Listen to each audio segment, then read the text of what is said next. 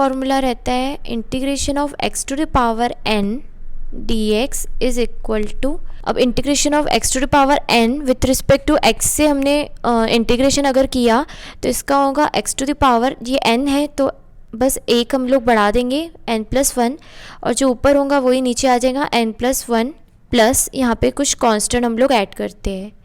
Second, integration of ax plus b to the power n dx is equal to होगा, अब इसका ये जो इंटीग्रेशन जैसे यहाँ पे x to the power n+1 यहाँ पे ax प्लस b है तो ये पहले ax plus b to the power n+1 upon n+1, तो यहाँ पे ये a ऐड हो जाएगा plus c। Integration of sine of ax plus b dx is equal to, अब हमने डेरिवेटिव देखा था तो cos का डेरिवेटिव माइनस साइन x रहता है, तो डेरिवेटिव का जो अपोजिट रहता है वो इंटीग्रेशन रहता है, तो integration of sine of ax plus b dx हो जाएगा minus cos of ax plus b upon a plus c।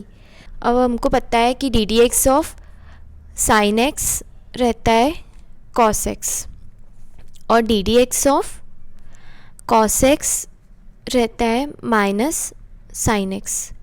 जो डेरिवेटिव रहता है वो इंटीग्रेशन का अपोजिट रहता है, तो इसलिए अगर मैं इंटीग्रेशन निकालूंगी कॉस एक्स का तो अभी अगर इंटीग्रेशन ऑफ कॉस एक्स निकाला तो वो इक्वल टू होगा साइन एक्स। साइन एक्स बस यहाँ पे एक कांस्टेंट ऐड हो जाता प्लस सी। साइन एक्स का अगर इंटीग्रेशन निकालूंगी साइन एक्स डी एक्स तो उसका इक्वल टू ये माइनस यहाँ पे साइन आ जाती है minus cos of X plus C, हमको एक कांस्टेंट डालना पड़ता है।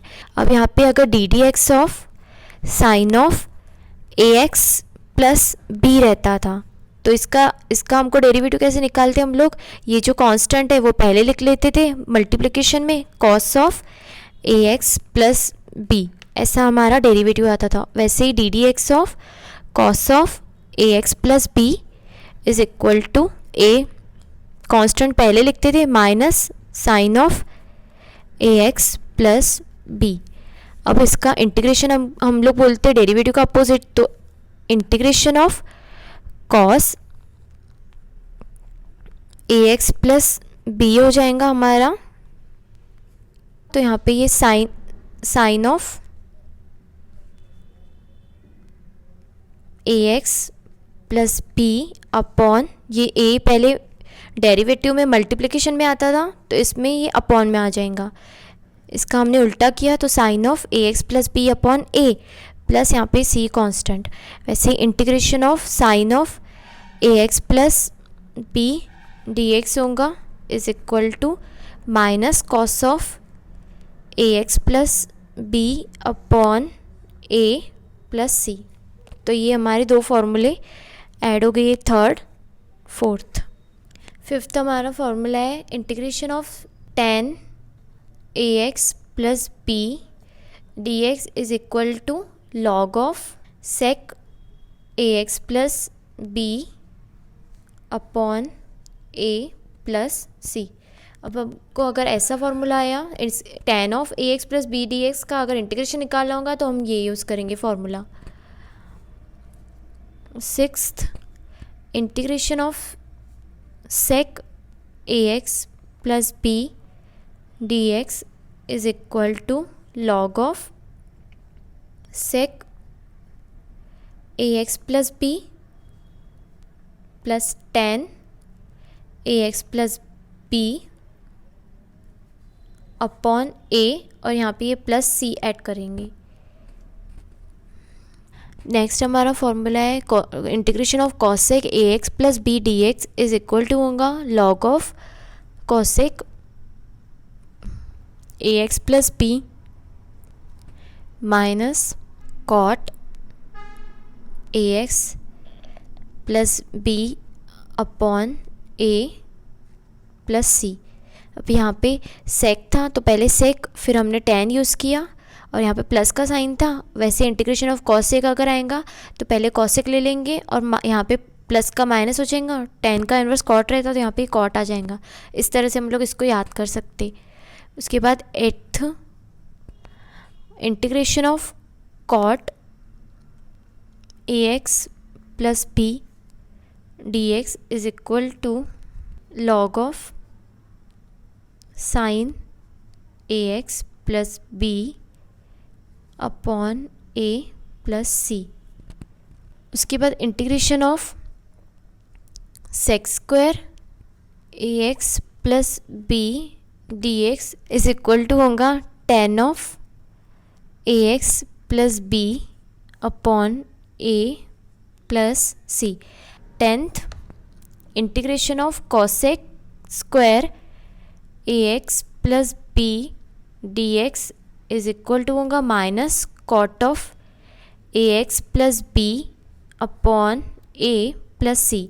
11th, integration of sec A X plus B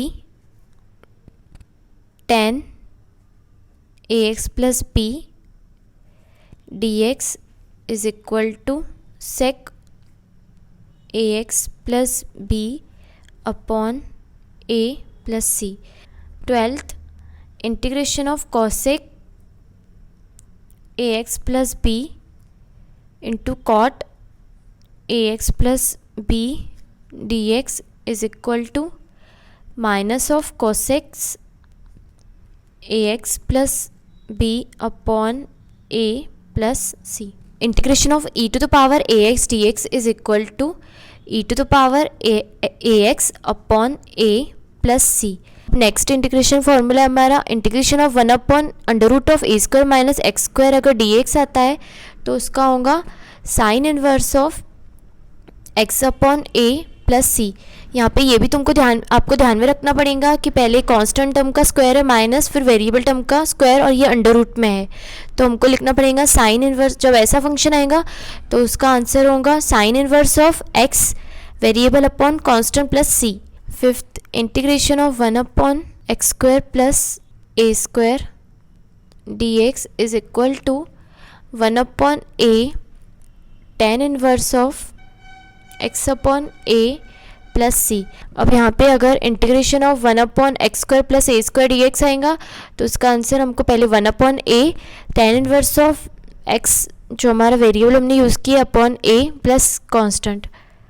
16th, integration of 1 upon under root of X square plus A square D X is equal to log of X plus under root of X square plus A square plus C.